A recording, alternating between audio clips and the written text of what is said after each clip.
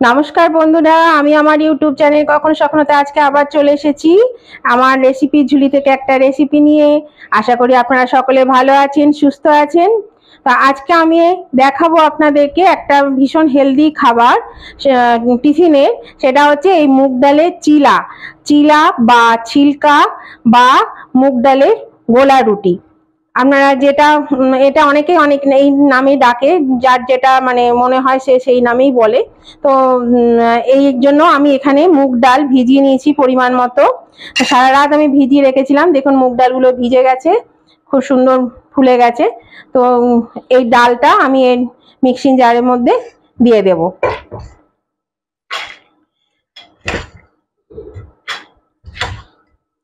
এটা একবারে হয়তো বাটা হবে না, আপনারা আপনাদের পরিমাণ মতো নিয়ে নেবেন। আমি আমার পরিমাণ মতো নিয়ে নিয়েছি। আচ্ছা, এর মধ্যে দেব আমি এখানে এই চামচে 5 চামচ মতো দই, টক দই নিয়ে নিয়েছি, টক দইটা দিয়ে দেব।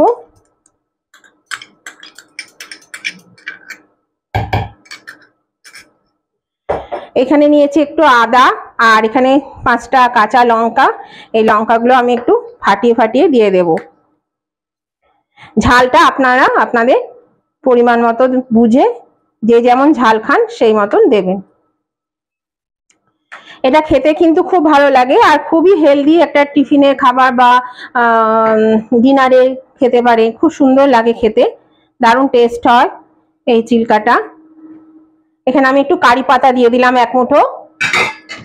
এবার আমি এটা পেস্ট করে নেব। এই দেখুন বন্ধুরা, আমি ডালটাকে পুরো পেস্ট করে নিয়েছি মিহি করে। এই যে খুব সুন্দর পেস্ট হয়ে গেছে।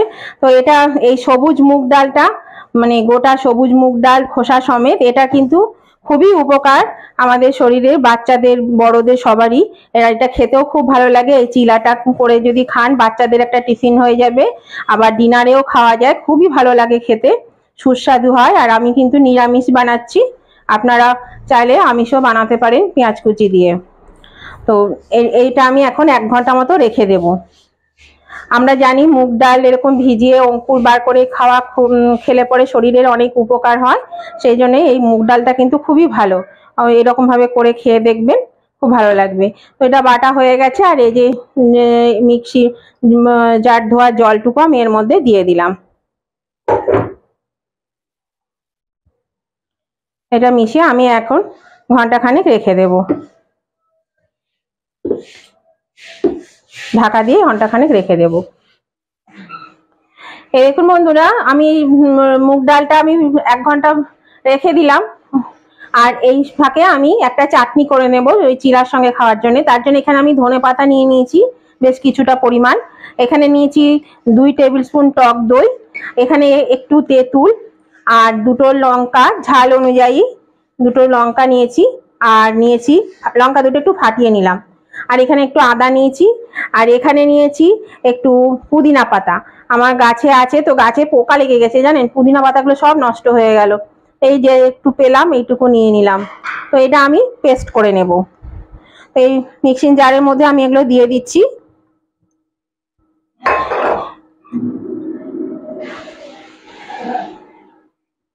ধনে পাতাটাও দিয়ে দিলাম, পুদিনা পাতা দিয়ে দিলাম, দিয়ে দিচ্ছি টক দইটা। এই চাটনিটা এর সঙ্গে খুব ভালো লাগে। আর আপনারা এর সঙ্গে একটা আলুর তরকারিও খেতে পারেন, বেশ চচ্চড়ি টাইপের একটা হালকা ধরনের আলুর তরকারি বা আলুর দম, এটাও কিন্তু ভালো লাগে খেতে। এর মধ্যে এই লঙ্কা, আদা আর তেঁতুলটাও দিয়ে দিলাম। আর দিয়ে দিচ্ছি একটু পরিমাণ মতো চিনি, 2 চামচ মতো চিনি দিলাম। আর দেব নুন,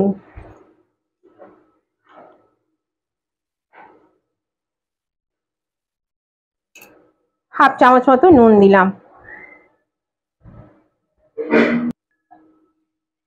আর এই যে দইয়ের বাটিটা ধুয়ে একটু জল দিয়ে দিলাম। তাহলে চলো এটা আমি পেস্ট করে নিই। এই দেখুন বন্ধুরা, চাটনিটা আমার পেস্ট হয়ে গেছে। আমি এইরকম ঘনত্ব রেখেছি, ঘনটা এরকম রেখেছি, এর থেকে বেশি পাতলাও করিনি আবার বেশি ঘনও করিনি। একটু এরকম পাতলা পাতলা না হলে খেতে মানে ঠিক হয় না আর কি কি বলবো, এইরকম এটাই ঠিক লাগে, সেই জন্য আমি এটা করেছি। এর থেকে বেশি ঘন হলে যেন কেমন চাপ চাপ লাগে। আর এই যে একটু তেঁতুল দিয়েছিলাম, সেই তেঁতুলের একটু করে মানে ইয়েগুলো রয়ে গেছে, পেস্ট হয়নি ভালো, গোটাটাই পেস্ট হয়েছে, এক দু দানা রয়েছে। তো এটা দারুণ খেতে হয়েছে, টেস্টি হয়েছে, খুব সুন্দর, আর সমস্ত কিছু পারফেক্ট হয়েছে, একদম যা যা দিয়েছি নুন চিনি সমস্ত পারফেক্ট হয়েছে। এটা খেতে খুব ভালো হয়েছে, এটা চিড়ার সঙ্গে খাবেন, খেতে কিন্তু ভালো লাগে, বা টমেটো সস দিয়ে খেতে পারেন, বা আলুর তরকারি দিয়েও খেতে পারেন এর সঙ্গে নিয়ে। তো এবার চলুন বাকিটা শুরু করি।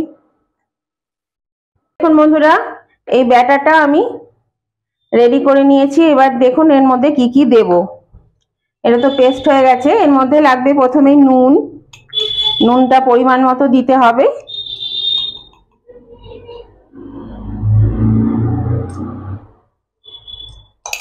নুন দিয়ে দিলাম, একটু চিনি দেবো, চিনি দিলে একটু স্বাদটা আসে, এতটা ব্যাটার আছে তার জন্য কি করলাম, 1 চামচ মতো চিনি দিলাম। আর দেবো একটু খাবার সোডা, আপনারা ইনো দিতে পারেন। আর দেবো ধনে পাতা, এই ধনে পাতাটা আমি কুচি করে নিয়েছি, যতটা পেরেছি মিহি করে কুচি করে নিয়েছি, এটা আমি এর সঙ্গে মিশিয়ে দিলাম। এই ব্যাটারটা কিন্তু আরেকটু পাতলা করতে হবে, অল্প একটু জল দেব।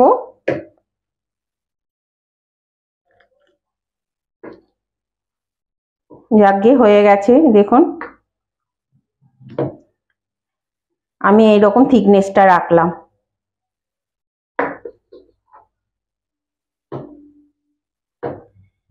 ব্যাটারটা আমার তৈরি।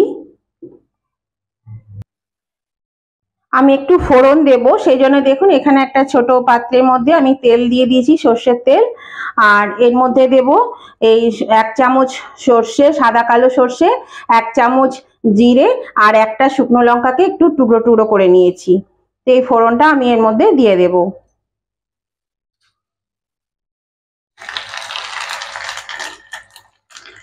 আর দিয়ে দেবো একটু হিং।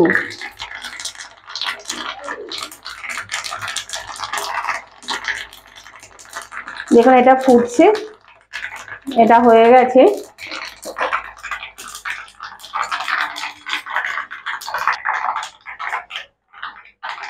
এই ফোড়নটা আমি এর মধ্যে ঢেলে দিচ্ছি।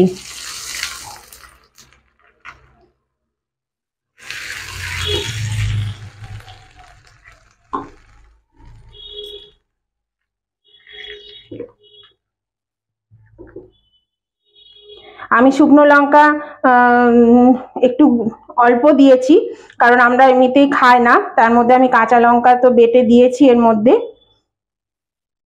সেই জন্য আমি অল্প পরিমাণে দিয়েছি।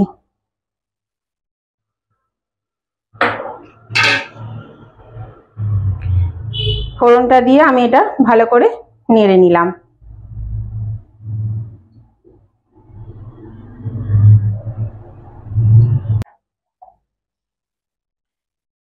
এর মধ্যে বন্ধুরা আমি আরেকটা জিনিস দিতে ভুলে গেছি, সেটা দেখাচ্ছি। আমি এখানে একটু আটা নিয়েছি, এই চামচে 2 চামচ আটা নিয়েছি। এই আটাটা আমি এর সঙ্গে মিশিয়ে দেব, কারণ এই ডালের যে একটা ছাড়া ছাড়া ভাব আছে, সেই ভাবটা আটাটা দিলে এটা মিশে যাবে। আর তাছাড়া এই আটাটা দিলে কি হবে, মিশে গেলে যে এই যে ডালটা ছাড়া ছাড়া বলে একটু মোলায়েম হবে। আর আটা দিলাম এই কারণে, আপনারা চাল গুঁড়ো বা ময়দাও দিতে পারেন, আটাটা হেলদি সেই জন্য আমি আটাটা দিলাম, ময়দার থেকে কিন্তু আটাটা বেশি হেলদি, সেই জন্য আমি আটাটাই ব্যবহার করলাম। আপনারাও চেষ্টা করবেন আটা ব্যবহার করতে, নালে চাল গুঁড়ো, আর না থাকলে অবশ্যই ময়দা দেবেন। এটাকেও আমি ভালো করে এবার মাখিয়ে নেব।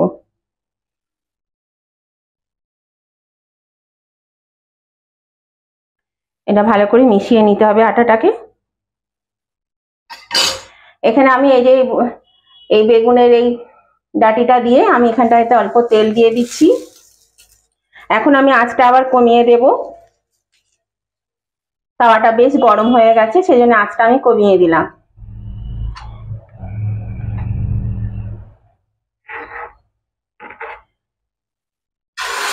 এটা দিয়ে দিলাম, আবার আমি এটা দিয়ে ঘুরিয়ে ঘুরিয়ে এটাকে গোল করে নিচ্ছি।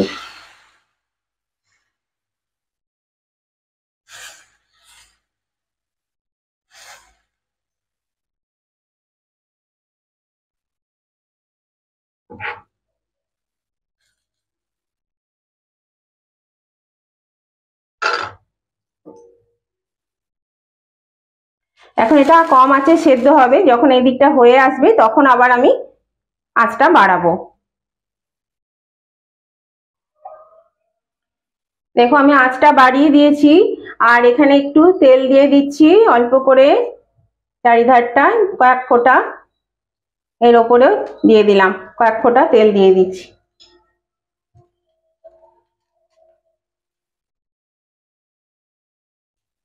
এটা সেদ্ধ হয়ে গেছে, আঁচটা আমি বাড়িয়ে এবার ভেজে নেব।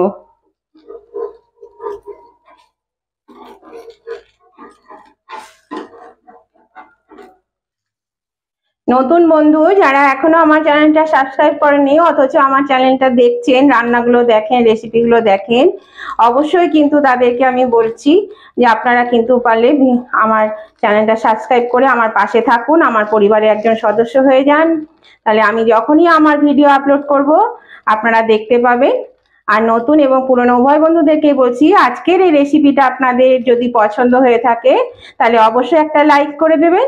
আর আপনাদের বন্ধু বান্ধব আত্মীয় স্বজন সকলেই যাতে পেয়ে যায় তার জন্য কি করতে হবে, প্রচুর পরিমাণে শেয়ার করে দিতে হবে। আর আজকের রেসিপিটা, এই মুগ ডালের হেলদি রেসিপিটা আপনাদের কেমন লেগেছে সেটা জানাতে কমেন্ট করতে কিন্তু একদম ভুলবেন না, অবশ্যই কমেন্ট করে জানিয়ে দেবেন কেমন লাগলো আজকের এই রেসিপিটা আপনাদের। আর নতুন বন্ধু অবশ্যই সাবস্ক্রাইব করে পাশে থাকবেন, আর পাশে থাকা বেলটা কিন্তু অবশ্যই ক্লিক করে দেবেন, তাহলে আমি যখনই আমার ভিডিও আপলোড করব সাথে সাথেই আপনাদের মোবাইলে নোটিফিকেশন পৌঁছে যাবে, আর সবার আগে আমার ভিডিও আপনারা দেখতে পাবেন। দেখুন এই পাশটা হয়ে গেছে, আমি উল্টে দিলাম, ওই পাশটাও 1-1.5 মিনিটের মধ্যেই কিন্তু ওটাও হয়ে যাবে। আর এটা কিন্তু ভীষণই হেলদি হয় খাবারটা, বাচ্চাদের টিফিনেও দিতে পারেন, বড়দের লাঞ্চেও দিতে পারেন, অফিস লাঞ্চে, আবার ডিনারেও কিন্তু খাওয়া যেতে পারে, বা এমনি টিফিনেও আমরা খেতে পারি, ভালো লাগে খেতে। এ দেখুন হয়ে গেছে, এটা আমি তুলে নিলাম।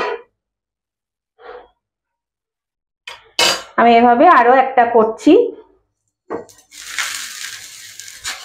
দেখুন এভাবে তেল কিন্তু খুব বেশি যে লাগে তা না, আবার একটু তেল না দিলেও কিন্তু ভালো উঠবে না। আঁচটা আমি কমিয়ে দিলাম।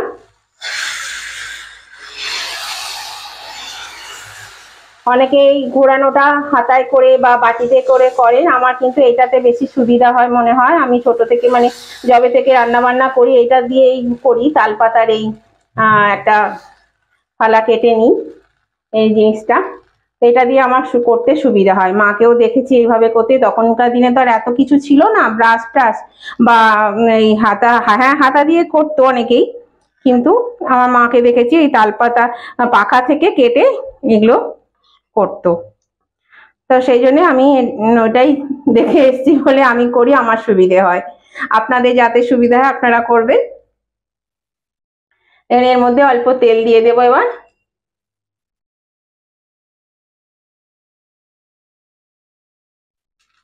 এটা হোক,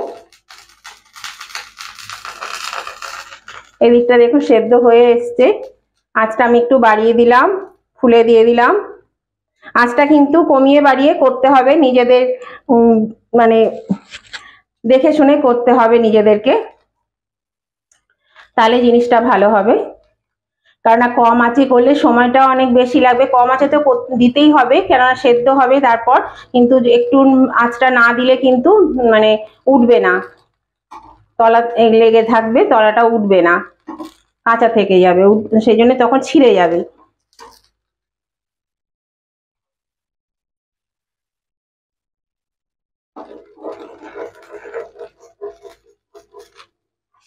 এই দেখুন কেমন উঠে যাচ্ছে, যে বাড়িয়ে দিয়েছি।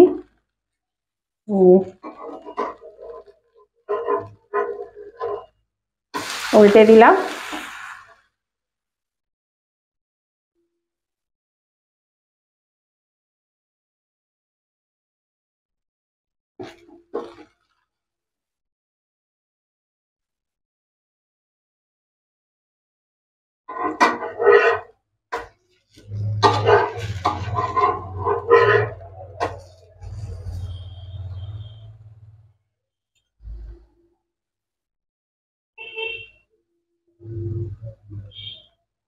আঁচটা বাড়ানোই আছে, দেখুন হয়ে গেছে, আর করব না, পুড়ে যাবে। আমি এটা তুলে নিচ্ছি। আবার আমি আঁচটা কমিয়ে দিলাম।